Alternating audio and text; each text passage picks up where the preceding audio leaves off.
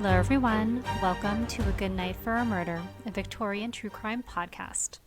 My name is Kim, and I am excited to share tonight's story with you because while it's well known where I live locally, it is not widely known. Also, it combines two of my favorite things to talk about, which are true crime and hauntings. And if ever a murder victim had a reason to haunt somewhere, this is it. This is the story of Tillie Smith. But first, a Victorian Society tip.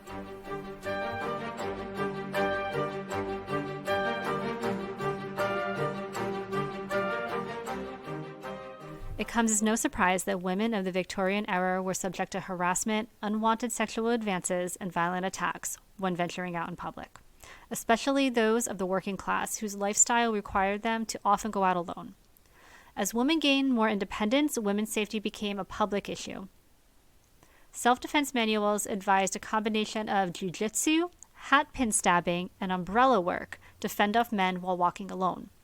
To quote President Theodore Roosevelt, "No man, however courageous he may be, likes to face a resolute woman with a hatpin in her hand."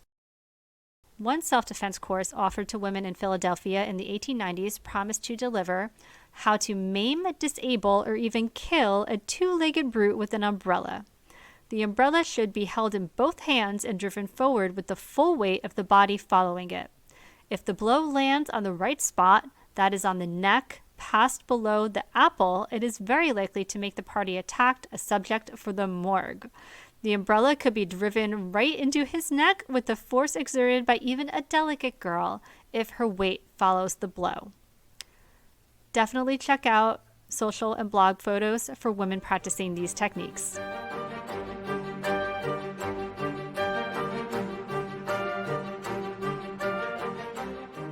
This story takes place in 1886 on the campus of Centenary Collegiate Institute in Hackettstown, New Jersey. The institute, now known as Centenary University, was founded in 1867. At the time, it was a co-educational preparatory school, meaning it was attended by both young men and women to prepare them for higher education. Matilda Smith, or Tillie, as she was known, was born in 1866. When she was about 19, she got a job working as a kitchen maid on campus at Centenary that included room and board. On the night of April 8, 1886, Tillie had planned to stay out late to attend a show at a theater nearby. She met up with three of her girlfriends, sisters Mary and Agnes Wright and Annie Van Sickle, and they attended the show. While there, the girls made the acquaintance of two out-of-town salesmen, Harry Harrington and Charles Munich. After the show, the group leaves. The sisters Mary and Agnes head home and leave Tillie and Annie with the two men, Harry and Charles. On the street outside the theater, they encounter Frank Weeder and Jesse Baggett.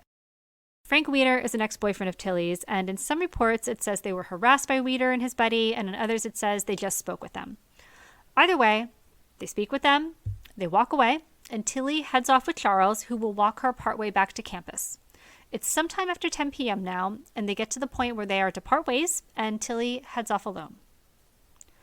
Early the next morning, a body is spotted at an open field behind the school. It was Tillie Smith. She had almost made it home before being raped and strangled to death.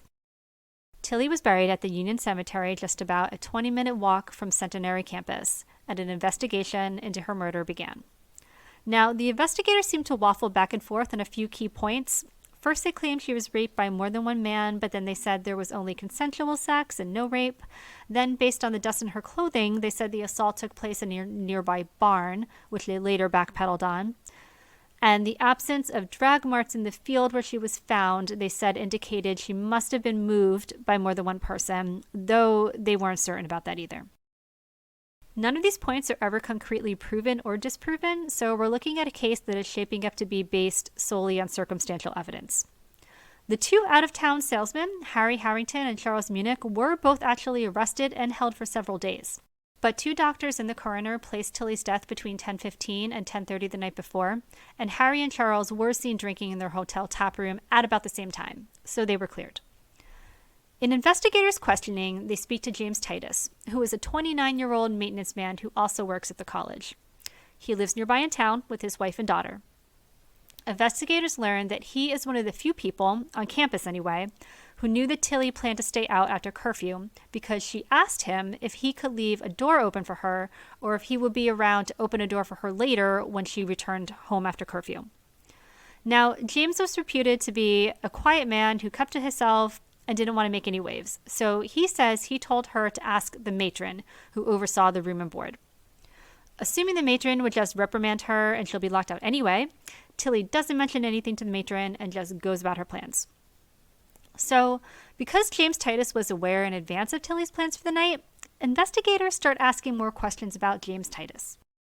As mentioned, he was reputed to be a quiet guy who shows up, does his work, and go home. But investigators do speak with another part-time maintenance man from the college who works closely with him named Peter Mead. Peter Mead is aware that there is a reward for information leading to an arrest in the case of Tillie Smith, and he tells the investigators, "Oh yeah, I heard James Titus making all sorts of lewd comments about Tillie and other women, and he told me that night he was going to wait for her."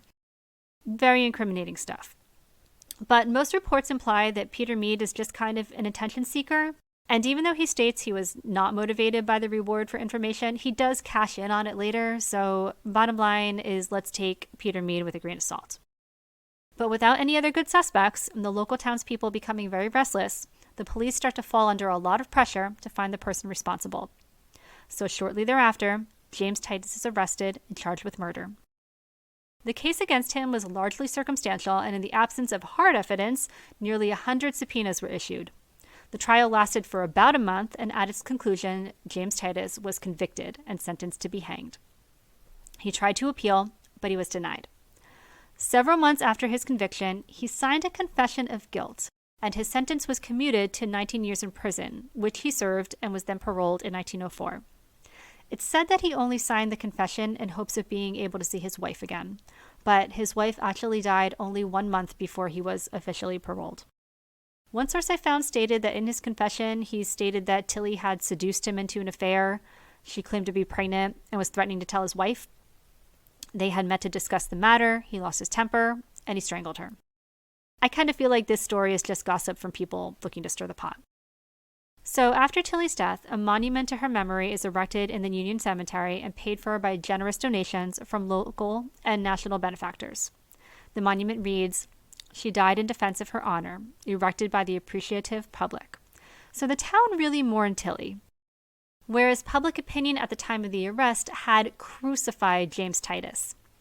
During the 19 years he was in prison, though, tempers cooled, and after his release, he chose to live in Hackettstown for another 50 years. James Titus died in 1952 at the age of 95 and is now also buried in Union Cemetery, the same cemetery as Tillie Smith. Now, I promised you a ghost story. Tillie is said to haunt the South Hall dormitory at the college's main building. Claims include spotting the apparition of Tillie, including seeing her floating near the ceiling of the hall, hearing moaning, and unexplained flickering lights. The theater is said to be one of her favorite spots as well. People frequently spot her in the back room by the stage and hear laughter. There are also reports of strange activities in the chapel and on the 3rd floor of the C building. Also, her apparition is spotted just generally throughout campus, and she is reported often by females walking alone, as if she is walking them home, trying to prevent what happened to her from happening to other young women. There are also reports of paranormal activity near her grave in Union Cemetery, which I generally don't believe that spirits haunt their own graves. If there's the option to hang around somewhere, I think most of us would pick somewhere we spent a lot of time actually living, or at least with the people that we lived with, not our gravesite. But I have to say, if ever there was a reason for a restless spirit to haunt a cemetery, I think having your own murderer buried in the same cemetery is a very good reason. Now, this does beg the question, though. Did they get the right guy? Because having one's murderer walk free is another very good reason for a spirit to be restless. James Titus's conviction and confession is widely regarded as a false or coerced confession. Victorian-era science doesn't really give us much to go by as is, and in this case, there was literally none. James was convicted on circumstantial evidence alone.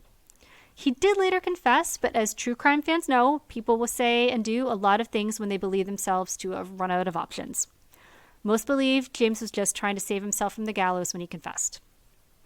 So, if it wasn't James Titus, Who was it? Another suspect in the court of public opinion is Tillie's ex-boyfriend, Frank Weeder. I did find one source where it says they questioned him, but it doesn't seem anything came of it, and he was definitely never held for it in any official capacity. But I'm remembering that the investigators did initially say the crime must have been carried out by two perpetrators, and he did run into Tillie with a buddy of his in tow the night before. Also, running into your ex with a new guy and then having them follow you for the night is, unfortunately, a very typical, jealous, toxic ex-boyfriend thing to do. One source I came across that likes Frank for the crime is the findings of a team comprised of a paranormal investigator, historical fiction writer, and psychic medium empath who conducted an investigation in 2019 trying to get to the bottom of why Tillie's spirit still seems to be hanging around. They called it a crime of passion carried out by a jilted lover. I tried to look into what became of Frank, and the same paranormal investigation group seemed to think he died by suicide a few months after Tillie's death, but no source was cited for that, and I think it might just be the intuitive impressions of the psychic investigation. I did search around on findagrave.com and found one Frank Ellsworth Weeder in the Philadelphia area around the same time, which is less than 2-hour drive from where Tillie Smith was murdered. But it turns out he was kind of a well-known stained glass artist in the region, and I didn't have to look far to find that he was born, lived, and died in Philadelphia. No other Frank Weeders fit the age or location, so what happened to Frank Weeder appears to be lost to time.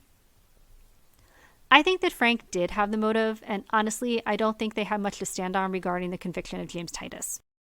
But what do you guys think? Do you think they got the right guy? Why do you think Tillie's spirit seems to be hanging around? Head over to Instagram or TikTok at A Good Night for a Murder to let me know what you think.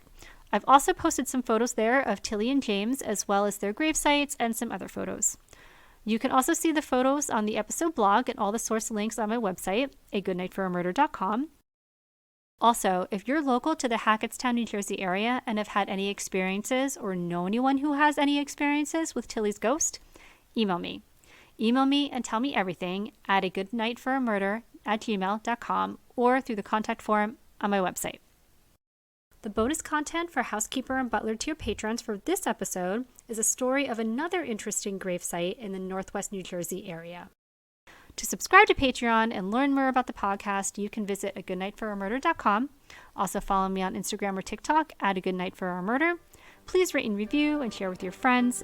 Thank you for listening, and I will talk to you again soon.